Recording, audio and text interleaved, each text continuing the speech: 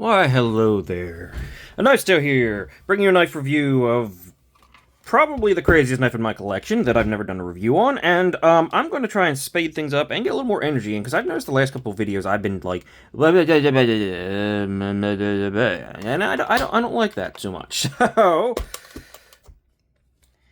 yes, gigantic. This is the Alistair Bastian out of Australia. Quakka? I don't know. I think it's like some sort of rodent or something over there. Who knows? Everything over there wants to kill you, so it probably does too. This is a full handmade custom out of Australia. He did all of this. And it's pretty freaking crazy. And pretty freaking awesome. I interacted with him, told him what I wanted, and he made it a reality. And I absolutely love this knife. I'm honest with you. I don't carry this knife. It is huge and thick.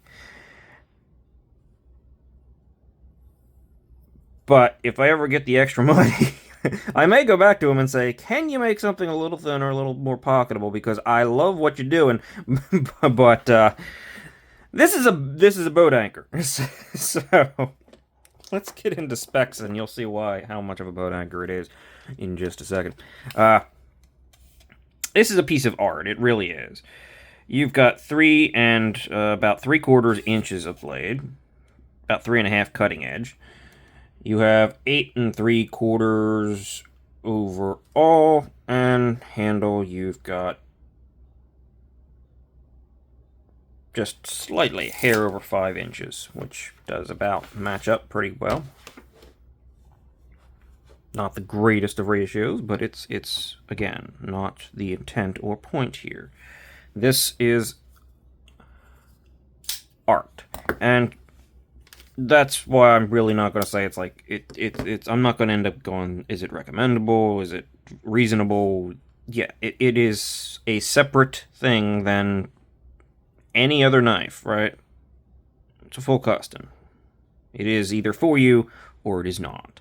It is expensive as heck, but I love it. So it's also quite large, and when I say large, I mean it's. Let's see. Where is that Spyderco? There she is. It's eating the Spyderco. It's also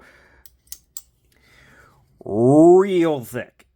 Like, the scale and the blade is about as thick as most knives. And you still have a whole scale left there.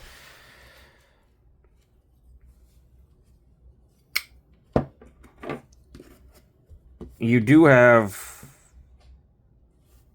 over 2 double A batteries of handle here, and you definitely 100% can get in here. I can get in almost comfortably, reasonably comfortably actually, even before this, despite this, because it just sort of, it looks like it's going to be uncomfortable, but then your finger just sort of sits on it, and you feel the edge, but it's fine. But you can also get in here like this and be perfectly reasonably comfortable as well.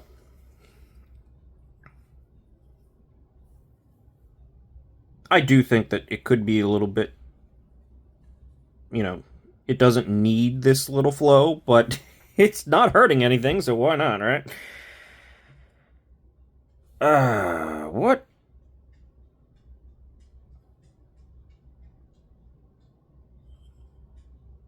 Oh, there it is. I was about to say that doesn't look like anything, and it's not. That's the captured pivot. That's the actual size of the pivot. What is this pivot? Oh, it's bigger than T8, right? Well, T8 works, but I'm going to call that T9. Let's just double check, because you never know nowadays, right? Yeah, T9 seems to be the way to go here. All the other hardware is internally mounted and hidden. There is a decent amount of it.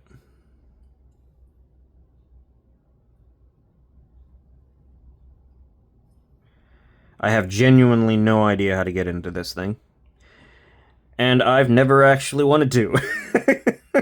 And I'm not starting now because I just want it to sit the way it is and be what it is, right?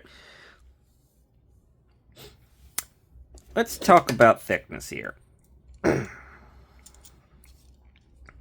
Yeah, let's go all the way. Yeah, 0.72. This is a fixed blade. Basically, it's not skimping. Blade stock is 0.2, a little over 0.2, 200,000ths of an inch. So yeah, that's 0.2 of an inch. And behind the edge, that is actually considerably thinner because despite the low grind here, it is hollow ground with a relatively low edge angle on there, but it is still thick at 22 thousandths behind the edge, 23 thousandths ish behind the edge. It's big, it's heavy, it's thick, it's crazy. It's just, I mean, it's it's art. This thing is just for the love of it all, right? And now the final spec. Blah. 12 ounces. Yeah. This is not your a pocket knife. This is an anchor. I've noticed this on customs. Sometimes the pocket clip stands actually away from the handle a little bit. It's stiff enough, but it's got enough flex that it does go into the pocket. It is tight, it is stiff, but it actually works. I'll give it that. It does actually work. So,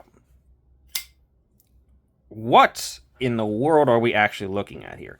This is, believe it or not, a MagnaCut Sanmai. Yes, this is a cord Sanmai with a Damascus outer with MagnaCut. Hand done edge, which it's a little funky, but sharp as hell, I'll give it that. The plunge grind, I mean, it actually kind of gets thicker back here a little bit. So I mean, that's certainly not ideal, but again, custom. It's a whole different beast, right? Handmade custom. This guy sent me images over Instagram of him making the dang thing the entire way, right? And I just want to say he was a pleasure to work with, and I highly recommend. Alistair Bastian out of Australia. I will link his Instagram below. He often does knives and has one for sale, but you could also contact him to have made what you want. It will cost more, but yeah, if it hits what you want, it's usually worth it. So, the blade itself, like I said, MagnaCut Sanmai with this kind of like rounded organic and hand, again, all hand filed. He showed me this. All of it is hand filed. You've got sort of a twist file, sort of kind of filing. I don't know how to describe that. It's very organic. It's very natural shaped. I asked him to round and soften these off because I wanted a little bit more of an organic. When he first put the holes in, it's like, yeah, you know what, that's nice, but I want a little something more. And like, okay, okay, sure.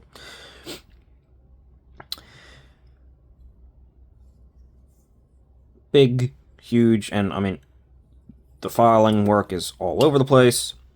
You actually have like one jimp, so it feels a little bit sharp from the sides, but it actually works. It like really grips you, and it throws the blade surprisingly well, despite this, super heavy ass blade. The action is really smooth, and well, no, the action's moderately smooth.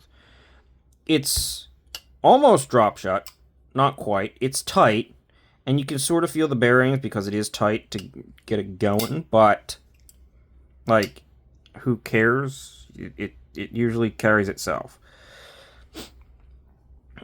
The bolster here is zirconium. It is polished zirconium. And yeah, that's certainly adding some weight. With, again, hand filing in there. You've got his pivots and his proprietary blend of Damascus or titanium Damascus here, which has a lot of different variations in colors and is quite nice looking, as you can see.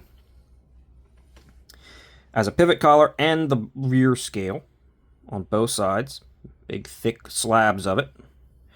It's got a full length, I believe that's titanium.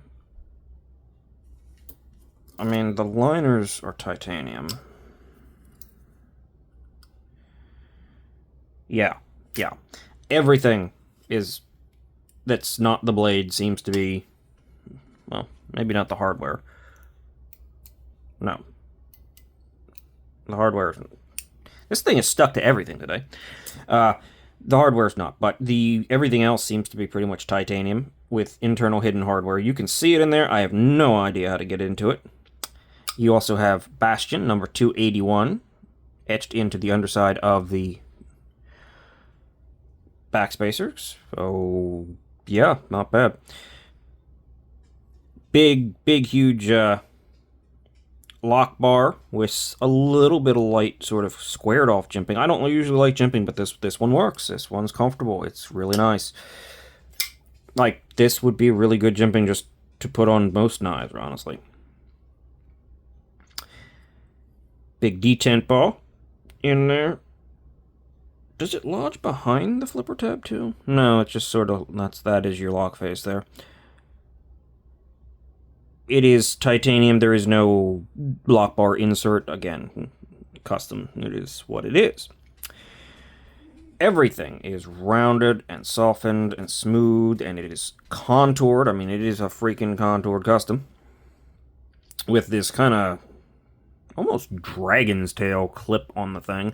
He does make a dragon model and a salamander model, I think, or something like that, and he does iterations of this, and I like it. I think it's fun. But it is just sort of all for the sake of being a piece of art, right? In fact, you can actually touch the tip a little bit back here. It's a little bit high. Could have probably lowered that tip a little bit. But that's not what this is. It's not something that passes the inspection or is recommendable. As I said, it is a custom knife. It is, the blade is mostly centered. The tip is a little off center, but that's hardly surprising considering, again, this thing has been actually hollow ground down at there. It's just sort of its own territory and category, and I love it. It was very expensive. With duties and all that other shit and importing and stuff. Yeah, or not duties, but you know what I mean, getting it all into the country and everything like that from Australia, plus the actual finish. This thing was like $3,700. It is the most expensive knife I own. Only one like it, and it's pretty crazy. You can often find some of his models on something like Arizona Custom Knives and stuff like that, if you want to see. But I don't know. It's just it's beautiful. It's special. Big giant stop pin up in there. Look how deep, and there's a whole channel around that slides around the stop pin of material. It's just, and you can see the layers in the Sanmai right there and there. It's special. It's what it is. It's just special, and it's doing its own thing, and it's being a knife while at the same time not being a knife. It is art in the form of a knife. And I love this one. This one's not going anywhere, right? It's really well done for something that is completely hand done. I think he even makes his own hardware. it's just crazy. It's absolutely fantastic, and it really does bring joy to me. I'll be completely honest with you. That's what this thing does, and you should check out his Instagram. Honestly, he does, like I said, he makes interesting stuff, but he's also, I think, he transformed this 100-some-year-old sheep shearing shed, and he's transforming it into his house. Occasionally, he puts updates about that on there. It's pretty cool. He's pretty darn nice.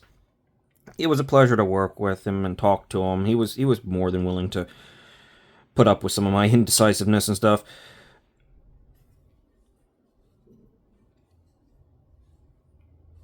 I don't know. All in all, it was a good experience, and I love the product that came out. I mean, and the liners. I mean, look, they're like flame anode too. Yeah, it's just a cool piece. It's just a fun piece that is well beyond reasonable. I understand that for most people and everything like that. It's well beyond reasonable for me. I shouldn't have bought the dang thing. I don't have this kind of money just sitting around. My broke ass shouldn't be into knives. I mean, that's just a terrible idea. It really is. Yet here we are, right? You like what you like. You get joy out of the things you get joy, and this was a hobby that an enthusiasm and hobby that sort of I found that brought me joy unlike anything else that I found. I don't know why. I just enjoy it. I like the form factor. I like having these things. I don't know. But this is sort of the pinnacle. I mean, it's certainly not the pinnacle of custom knives. I mean, Rexfords and stuff like that can be like 30 grand. I don't know why, but they can be. I'm not saying they're not amazing, but I don't know. It just seems like a little bit over the top sometimes. Not that this isn't, but I'm just happy with this. I really am. And yeah, that's the Quakka or Quokka, however you want to pronounce it. I think it's the Quakka, or sure. Let's just take a quick look at it, in fact.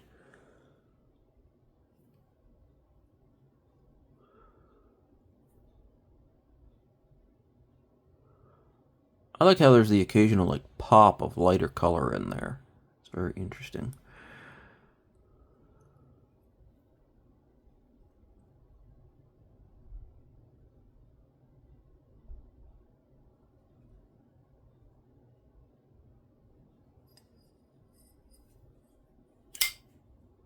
Got a nice, satisfying clunk to it.